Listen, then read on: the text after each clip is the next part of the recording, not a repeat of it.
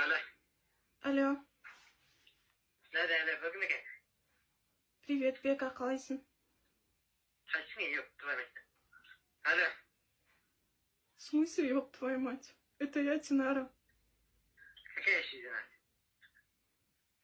Сенің бұрынғы қызымын ғой. Алла берген ол кітап. Я, сол. Да ну нахуй. Не қылайсың?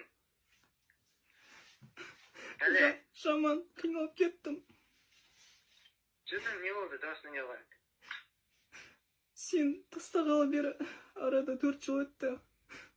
Менің бір балам бар.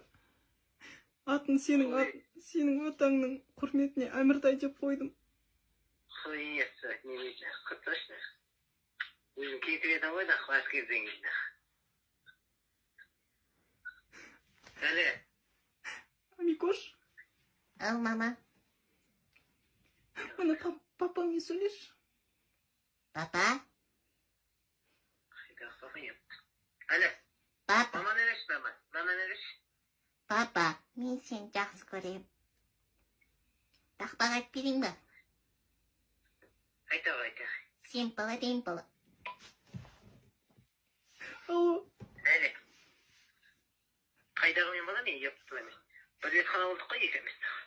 Ой, түрі десе бәрі саған ұқсап тұр. ДНК-нда керек жоқ.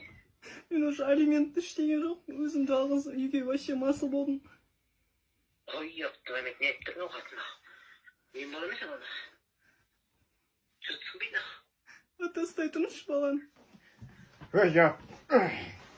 Неменеге, блядь, нақ бүкіл жерге ёп, твою мать, шып мынау. Алло. Әлі. Басың күпейміз ба сен? Енді бала сенен болып тұр ғой, мен басқа ешкіммен жақындасқан жоқпын сенен кейін. Қой, пейзуна, қой қайда айтты. Үйленеміз көреміз. Сен 40-тасың ғой, қайда үйленесің? Бұрынғы не қойып? Ажырасқан мен бәлі үйленем. Пейзу, мен бала емес ана. Екіміз тем болы бір рет қала болдық. Сонда да сол сенің ұрығың әлді болып тұр ғой. Қой, еп, не деді? Ата сөйлесіңізші. Қандай апшу баса? Алло. Әне. Сенде ұят бар ма, зай? Алло.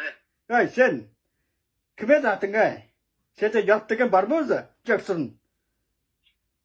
Ана қызды жылатып тастап кеткеніңді, сүмелік. Мынау, ол бүкіл жерге